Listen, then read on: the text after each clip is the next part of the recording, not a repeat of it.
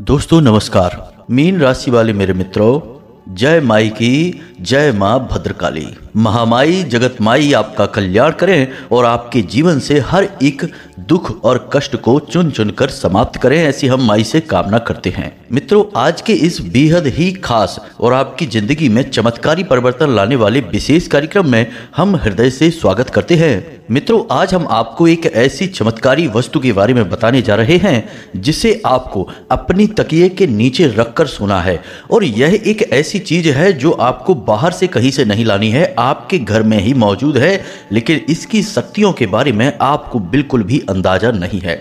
तो आपको करना बस इतना है कि इस एक चीज को अपनी तकिए के नीचे रखकर सोना है, एक विशेष विधि के साथ, नियम के साथ।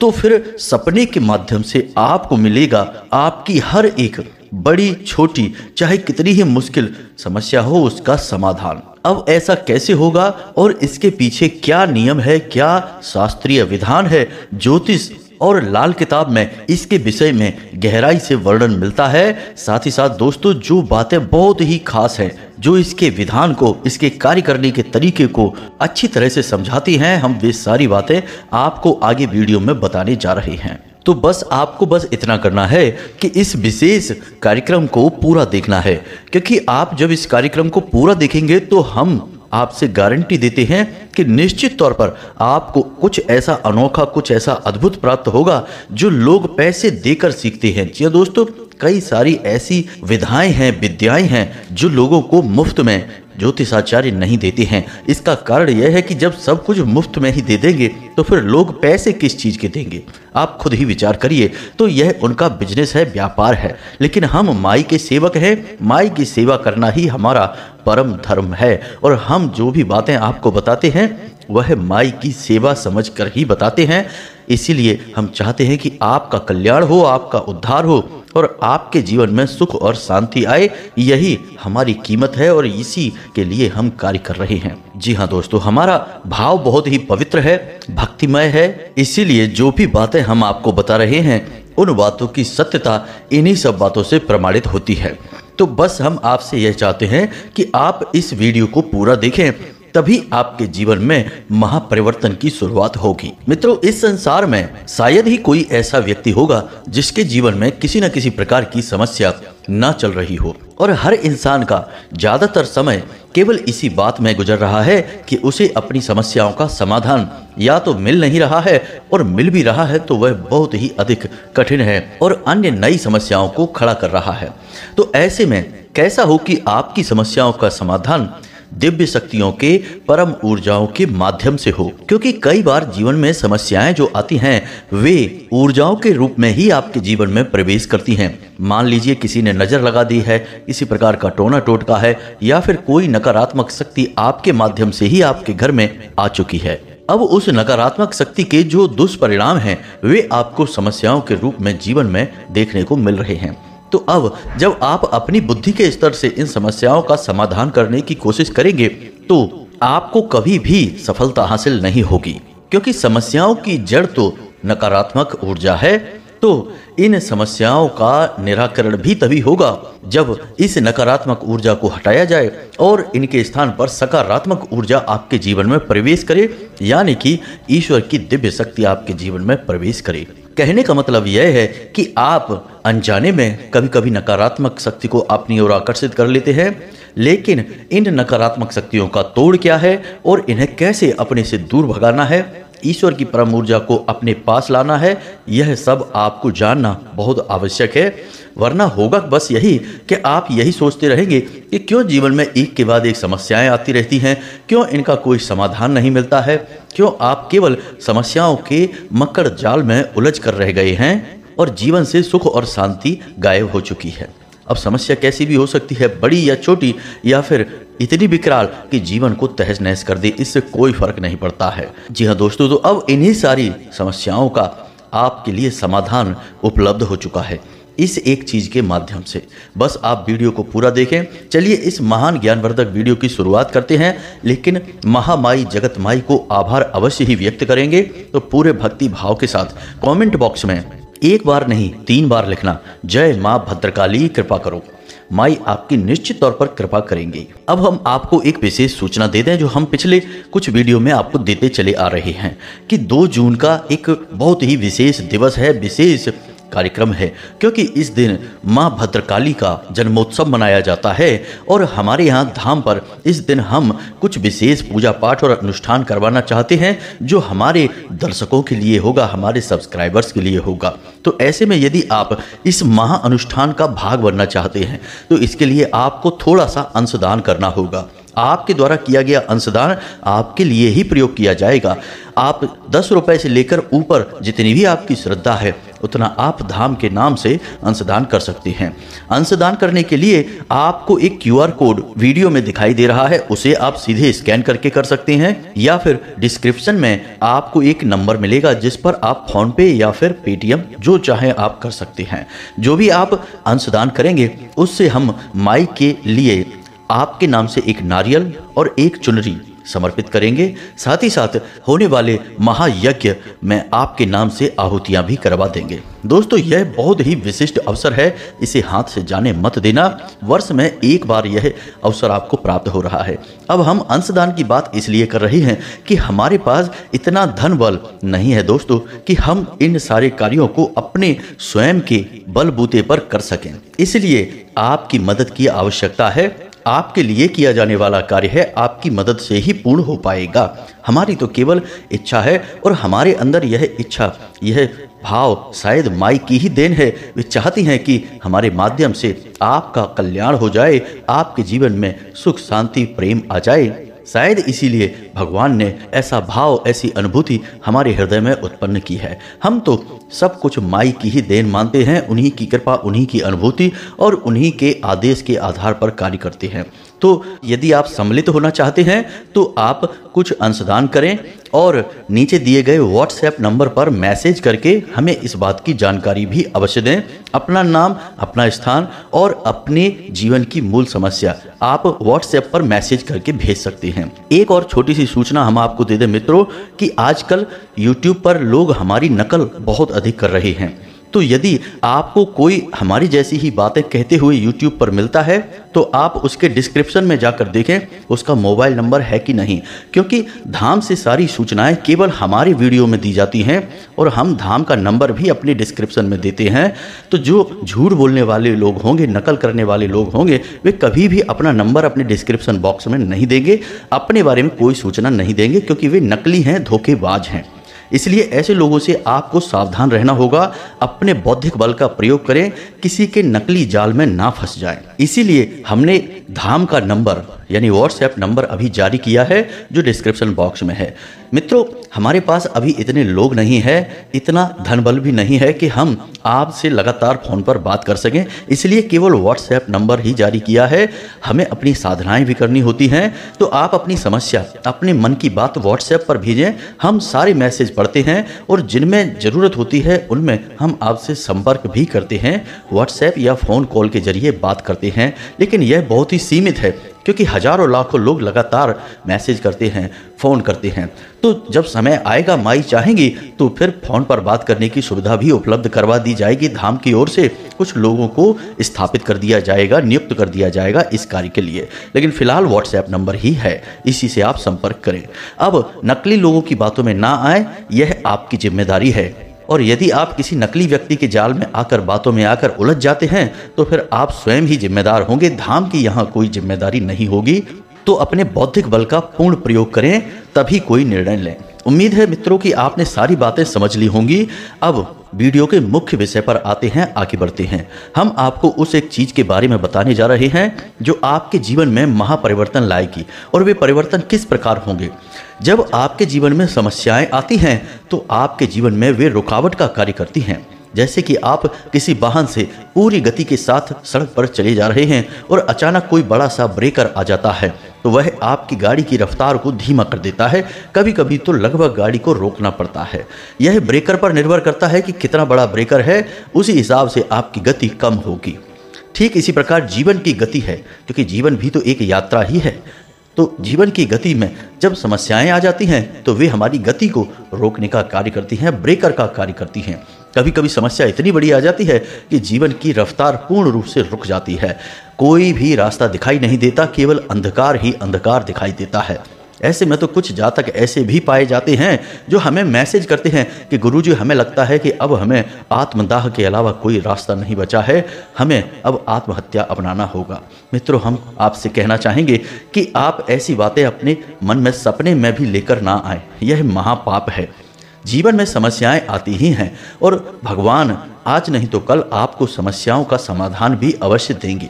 बस आप मजबूती के साथ समस्याओं के सामने डटे रहें, भगवान की भक्ति में डूबे रहें। जिस भी रूप में आपकी आस्था है, बस उन्हीं के भाव, उन्हीं के नाम स्मरण में आप डूबे रहें। जितना ज़्यादा आप भाव गहरा रखेंगे, आपकी समस्या का निदान उतनी ही जल्दी हो जाएगा।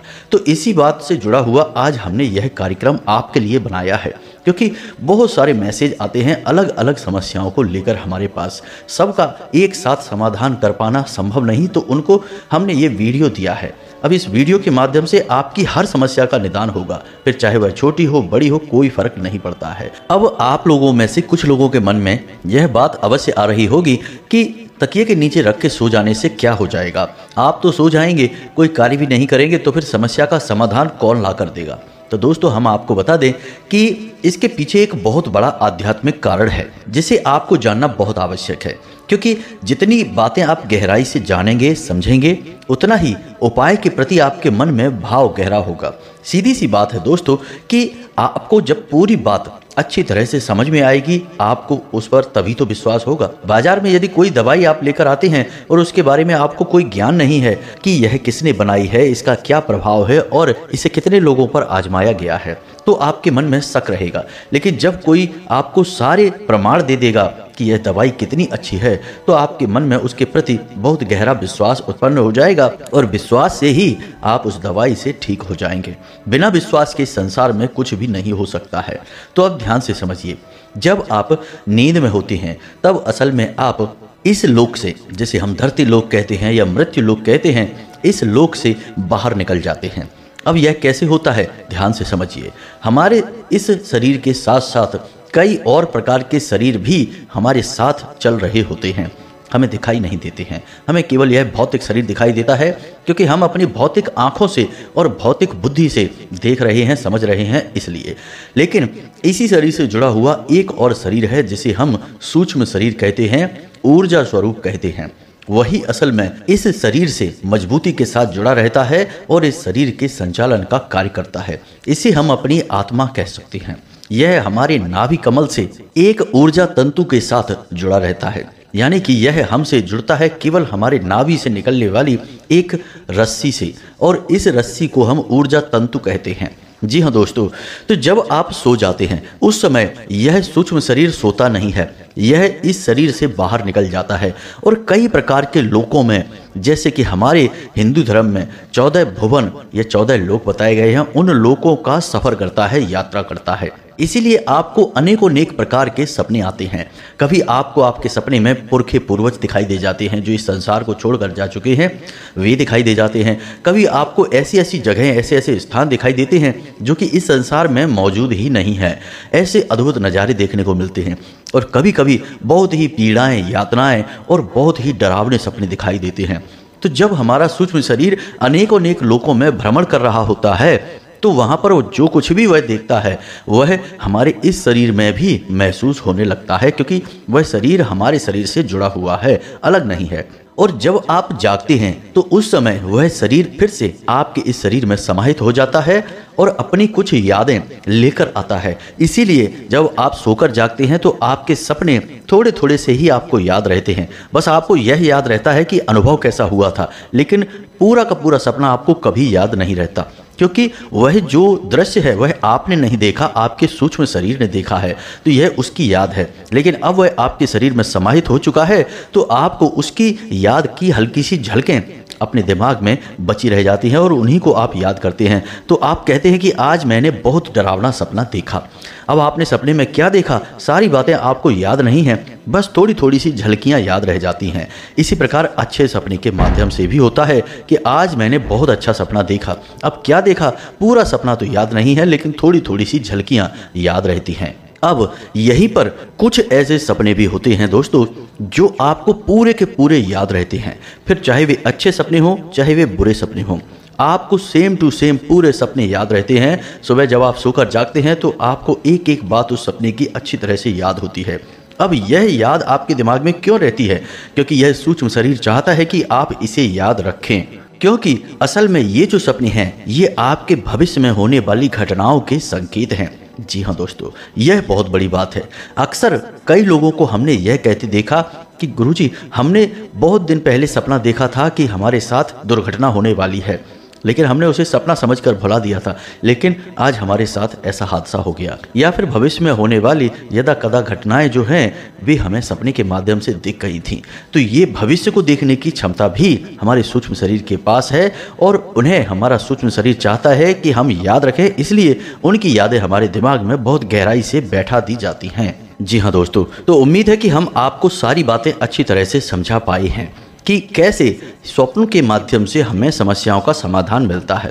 दोस्तों, इसके विषय में बहुत गहरी बातें हैं, बहुत गहरे शोध हैं। वैज्ञानिक आज भी इस विषय पर शोध कर रहे हैं, रिसर्च कर रहे हैं, लेकिन ज़्यादा कुछ अभी जान नहीं पाए हैं। लेकिन भविष्य में शायद कुछ इसके बारे में गहरे शोध हो पाएँ जिनके कुछ नतीजे निकल पाएँ। तो दोस्तों, तो अब आप ध्यान से समझिए, ये तो सारी बातें हमने आपसे इसलिए की ताकि आपको इस कार्य को समझने में आसानी हो कि सपने के माध्यम से कैसे हमसे हमारा सूक्ष्म शरीर अलग होता है और कैसे वह हमें अनेकों अनेक प्रकार की जानकारियाँ उपलब्ध कराता है। कभी हमें देवी देवताओं से मिलवाता है, कभी हमें पुरखे पूर्वजों से मिलवाता है और कभी हमें तमाम तरह के दुष्ट दानवों से और नाना प्रकार की नकारात्मक शक्तियों के दर्शन भी करवा देता है। तो ये सब कुछ किस तरह कार्य करता है अब आपको अच्छी तरह से समझ में आ चुका है। तो अब हम अपने मूल विषय पर आते हैं। तो दोस्तों, अब यदि आप अपने तकिए के नीचे किसी खास चीज़ को रखकर सोते हैं, मानकर चलिए आप मोबाइल को रखकर सो जाते हैं, क्योंकि अक्सर लोग यही करते हैं। सोते समय उन्होंने फ़ोन देखा और अपने तकिए के बगल से या तकिए के नीचे फ़ोन को रखकर सो गए। दोस्तों, यह बहुत ही गलत कार्य है। इसका परिणाम बहुत ही खतरनाक होता है, क्योंकि मोबाइल हर वक्त कुछ न कुछ रेडिएशन निकालता रहता है। कहने का मतलब उसमें से कुछ ऐसी तरंगें निकलती हैं जो बनावटी होती हैं, नकली तरंगें होती हैं, जिन्हें हम विद्युत चुंबकीय तरंगें कहते हैं। अब ये तरंगें आपके दिमाग में भी प्रवेश कर रही होती हैं और जब आप सो जाते हैं तो उस समय यह आपके दिमाग को, आपके विचारों को बुरी तरह से प्रभावित करती हैं और आपका जो सूक्ष्म शरीर आपके शरीर को छोड़कर बाहर जाने वाला है, तमाम लोगों में भ्रमण करने वाला है, इस प्राकृतिक प्रक्रिया को यह बाधित करता है। इसका प्रमाण यह है कि आप जब जब मोबाइल को अपने नज़दीक, अपने सिर के पास रखकर सोएंगे, अगले दिन आपको एक अजीब सी बेचैनी, अजीब सी थकान और परेशानी का अनुभव होगा, क्योंकि आपने अपने शरीर की प्राकृतिक क्रिया में बाधा उत्पन्न कर दी है। तो सबसे पहला कार्य आपको यह करना है कि जब आप सोने जाएं, उस समय मोबाइल आपसे 10 फीट की दूरी से होना चाहिए। मतलब कहने का यह है कि आप जहां लेटे हैं उसके 10 फीट के दायरे में फ़ोन होना नहीं चाहिए। इससे मोबाइल से निकलने वाला रेडिएशन आपको प्रभावित नहीं कर पाएगा। अब आपका दिमाग, आपका शरीर, आपका सूक्ष्म शरीर प्राकृतिक तौर पर ही सारी क्रियाओं को करेगा। अब आपको अपनी समस्याओं का समाधान चाहिए, तो आप सबसे पहले किस समस्या से छुटकारा चाहते हैं इसके विषय में सोचेंगे। यानी रात को जब आप सोने जा रहे हैं तो उस समय आप उस समस्या के बारे में सोचेंगे जिससे आप छुटकारा चाहते हैं, जिसका आप समाधान चाहते हैं। अब ऐसे तो आपके जीवन में कई समस्याएं होंगी, 10-20 समस्याएं होंगी, तो आपको सभी समस्याओं के बारे में एक बार में नहीं सोचना है, किसी एक समस्या के बारे में सोचना है। मानकर चलिए कि आप बेरोजगार हैं और आपको नौकरी चाहिए, या फिर आपके पति या पत्नी के साथ में झगड़ा होता है, बन नहीं रही है, किसी भी प्रकार से तालमेल नहीं बैठ रहा है, तो इसका समाधान आपको चाहिए कि आपके जीवन में शांति आ जाए, आपका संबंध प्रेमपूर्ण हो जाए। या बेरोजगार हैं तो आपको कहीं अच्छी नौकरी लग जाए। तो ऐसे में बस आपको अपनी इस समस्या के बारे में सोचना है। जी हाँ दोस्तों, जब आप सोने जा रहे हैं उससे लगभग 15 से 20 मिनट पहले या आधे घंटे पहले आपको अपनी इस समस्या के बारे में विचार करना है कि मेरी नौकरी नहीं लग रही है, या फिर मेरे दाम्पत्य जीवन में शांति नहीं है, इसमें शांति हो जाए तो जीवन में आनंद आ जाए, या फिर नौकरी लग जाए तो जीवन में आनंद आ जाए। कहने का मतलब कि जो भी आपकी मूल समस्या है बस आप उसके बारे में विचार करें और आप यह भी साथ में सोचें कि आपको यदि इसका समाधान मिल जाए तो आपको बहुत अच्छा लगेगा। बस आपको इतना सा सोचना है। अब जब आप ऐसे सोचेंगे यानी आधे घंटे तक आप इसी प्रकार के विचारों में डूबे रहेंगे तो यह विचारों की जो धारा है यह आपके अंदर वापस जाने लगेगी और आपके अंतर मन को प्रभावित करने लगेगी। यानी कि आपके सूक्ष्म शरीर को एक तरह से आप आदेश दे रहे हैं कि आपको इस समस्या का समाधान चाहिए, चाहे किसी भी लोक की किसी भी दिव्य शक्ति के पास इसका समाधान हो, आपको इसका समाधान चाहिए ही चाहिए। तो असल में यह एक छुपा हुआ आदेश है जो आप अपने ही स्वयं के सूक्ष्म शरीर को दे रहे हैं, आत्मिक शरीर को दे रहे हैं, क्योंकि समाधान तो वही लेकर आएगा। तो जब आप इस प्रक्रिया को ठंडे दिमाग से करेंगे, अब इस बीच आप किसी से कोई बात नहीं करेंगे। अगर मजबूरी है तो बहुत कम बात करें, थोड़े शब्दों में ही अपनी बात करें, और फ़ोन को तो बिल्कुल भी नहीं देखेंगे, यानी मोबाइल फ़ोन तो बिल्कुल ही नहीं देखना है। यानी सोने से आधे घंटे पहले आपको अपना मोबाइल अपने आप से 10 फीट की दूरी पर रख देना है। अब आप इस प्रक्रिया को कर रहे हैं। अब जब आप सोने जाएं तो आप तकिए के नीचे जो रखेंगे उससे पहले आपको बताते हैं, आप बिस्तर पर सीधे लेटें, यानी कि आपका मुख ऊपर की ओर हो, बिल्कुल चित्त होकर आप लेटें, अपनी छाती पर अपने दोनों हाथ रखें और बिल्कुल सामान्य अवस्था में बिल्कुल आराम के साथ आप लेट जाएं। कोई भी अन्य विचार अपने मन में लेकर ना आए, किसी से कोई चर्चा ना करें, किसी भी बात के विषय में ना सोचें, बस इतना सोचें जो आप लगातार आधे घंटे से सोचते चले आ रहे हैं। लेकिन अब आप अपनी छाती पर हाथ रखकर अपना स्वयं का नाम लेकर यह बोलेंगे कि आपको समस्या का समाधान चाहिए। कहने का मतलब यह है कि मानकर चलिए आपका नाम विवेक है, तो आप कहेंगे कि विवेक, मेरी नौकरी नहीं लग रही है, मुझे एक अच्छी नौकरी चाहिए। इस प्रकार आपको बोलना है। आपको ऐसा लगभग 5 से 7 बार बोलना है। 5 बार से कम नहीं बोलना है दोस्तों, 5 से 7 बार, 7 बार से ज़्यादा नहीं बोलना है। इसका रट्टा आपको नहीं लगाना है। ठंडे दिमाग से बिल्कुल धीमे स्वर में, लेकिन इतना तेज आवाज में बोलें कि आपको स्वयं को वह आवाज सुनाई दे। धीमे स्वर में आपको यह बोलना है और पूरे धैर्य के साथ आराम से बोलना है, जल्दी जल्दी नहीं करना है। अब आप जब यह क्रिया करेंगे तो यह आपके अंतर मन को एक बहुत ही मजबूत आदेश होगा। आप स्वयं को आदेश दे रहे हैं, अपना नाम लेकर आदेश दे रहे हैं। तो असल में हमने आपसे पहले ही कहा कि आपका एक भौतिक शरीर है और एक ऊर्जा शरीर है। तो आप अपने ऊर्जा शरीर को आदेश दे रहे हैं अपने भौतिक शरीर के माध्यम से। दोस्तों, ये प्रक्रिया बहुत ही शक्तिशाली है। इसे आप पूरे दिमाग के साथ, पूरे धैर्य के साथ समझें और 100% यह कार्य करती है। हमने जिसको इस प्रक्रिया के बारे में बताया है उसका जवाब हमेशा सकारात्मक ही आया है, पॉजिटिव आंसर ही मिला है कि हाँ गुरुजी, इस क्रिया ने कार्य किया है।